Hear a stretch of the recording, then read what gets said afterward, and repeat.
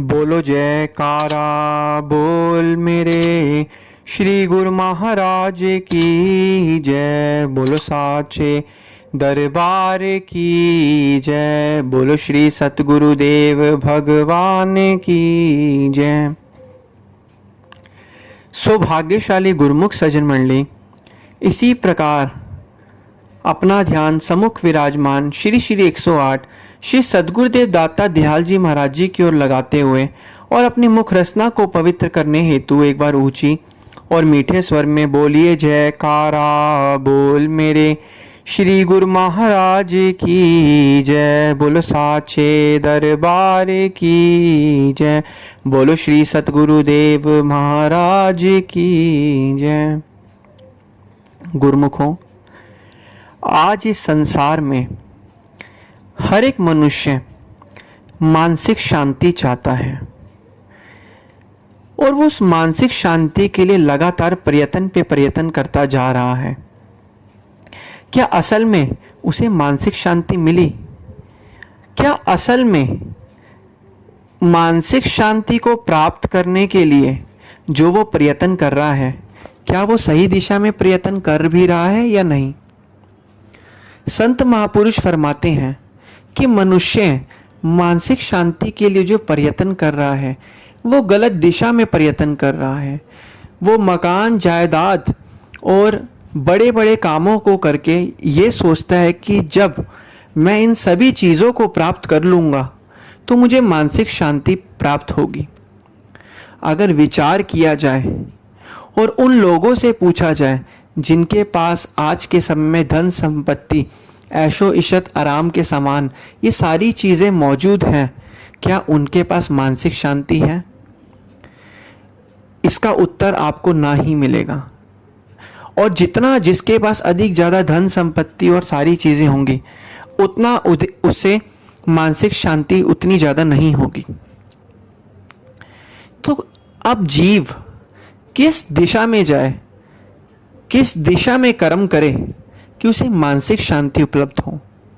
महापुरुषों ने फरमाया है, मानसिक शांति हमारी अशांत इच्छाओं, अनगिनत इच्छाओं के कारण आज मनुष्य को मानसिक शांति नहीं मिलती। इंसान की, मनुष्य की अनगिनत इच्छाओं के कारण जो उसके दिमाग के अंदर इतनी इच्छाएं हैं, ऐसी इच्छाएं जो कभी ख़त्म ही नहीं हो सकती, उनके कारण ही मनुष्यों को, जितने भी मनुष्य हैं सबको आज मानसिक शांति प्राप्त नहीं है। एक बार की बात है, सभी जनों ने सिकंदर बादशाह के बारे में सुना ही होगा। सिकंदर बादशाह उस समय में इतना धन संपत्ति के मालिक थे, इतना जायदाद थी उनके पास। वो हमेशा चाहते थे मेरे पास अनगिनत और धन हो, मान रुतबा हो, जायदाद हो, संसार में मेरा नाम हो। एक बार की बात है, सिकंदर बादशाह किसी गुरु की शरण में जब थे, तब थोड़ा सा भक्ति वगैरह जब उन्होंने करी तो उन्होंने उनसे वरदान मांगा। गुरुजी ने कहा, उन महापुरुषों ने कहा, उन संत ने कहा कि बताओ सिकंदर तुम्हें क्या चाहिए, आज जो तुम मांगोगे हम तुम्हें वो देंगे।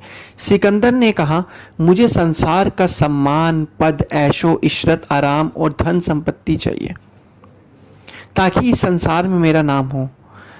उन संत ने कहा कि सिकंदर सोच लो, अभी भी इससे भी बहुत कीमती चीज़ है, जो तुम मांगना चाहो तो मांग सकते हो। सिकंदर ने कहा नहीं, मुझे तो यही सारी चीज़ें ही चाहिए। फिर संत ने उन्हें बोला कि तुम चाहो तो इसके अलावा और भी कुछ मांग सकते हो जो इससे भी ज़्यादा कीमती है, मानसिक शांति से, चीज़ों से संबंधित वगैरह। उसने कहा, सिकंदर अपनी जिद पर था, उसने कहा नहीं, मुझे यही चीज़ चाहिए। तो उन्होंने कहा हम ये चीज़ तुम्हें देंगे, लेकिन एक शर्त पर।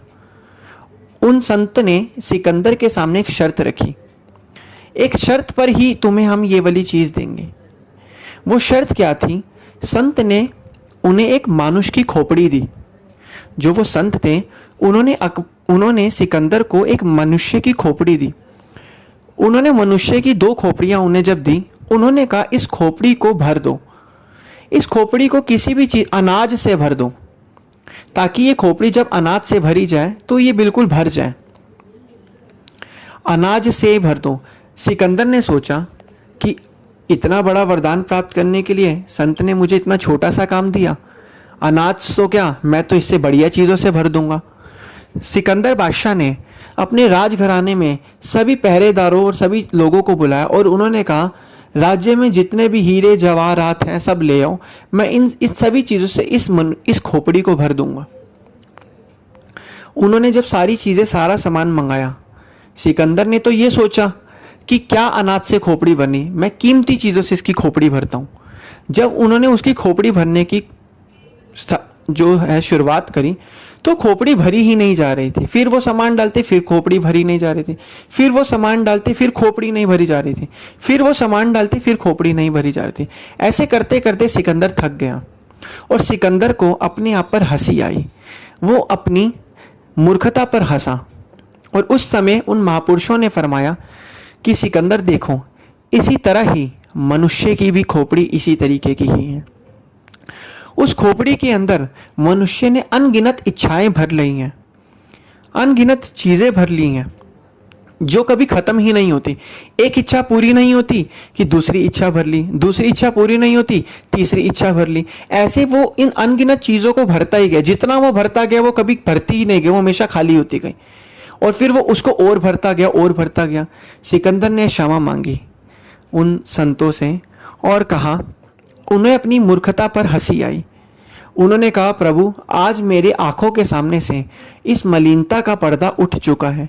मुझे पता लग चुका है कि इस संसार में जितनी मर्जी इच्छाएं कर लो, इच्छाएं जितनी हम करेंगे उतना ही हमारा मन अशांत रहेगा। जितना हम इच्छाएं करेंगे, मान, पद, ऐशो आराम, इशरत, सम्मान, प्रशंसा, ये सारी चीज़ें हमें अशांति ही देती हैं। हमारा सच्चा सुख और सच्चा वास्तविक आनंद तो संतुष्टि और संतोष है और गुरु की आज्ञा और मौज में चलना ही है। ये सभी बातें सिकंदर को जब समझ आई तो उन्होंने क्षमा मांगी उन संत से। उन संत ने कहा कि असली पूंजी तो मनुष्य की शांति और संतोष और संतुष्टि है, जो कि उन्हीं चीज़ों से ही उसे मानसिक शांति मिलेगी। लेकिन वो चीज़ें तो अशांत इच्छाओं की कर रहा है, इच्छाएं अशांत इच्छाओं की जो वो चीज़ें कर रहा है, उससे तो उसको मानसिक शांति कभी मिल ही नहीं सकती। तो इसलिए अब करना क्या है? सबसे पहले मनुष्य को अपनी सभी इच्छाओं का त्याग करना है। तभी तो और जो श्री सद्गुरुदेव महाराज जी की आज्ञा और मौज है, उनकी आज्ञा और मौज में चलना है। क्योंकि तभी तो महापुरुष फरमाते हैं, जब उनकी आज्ञा और मौज में चलेंगे तो हमें जो चीज़ें मिलती रहेंगी उनकी आज्ञा और मौज में, हम हमेशा उसकी में खुश रहेंगे। और जितना हम उसमें खुश रहेंगे उतना ही हमें आनंद मिलेगा।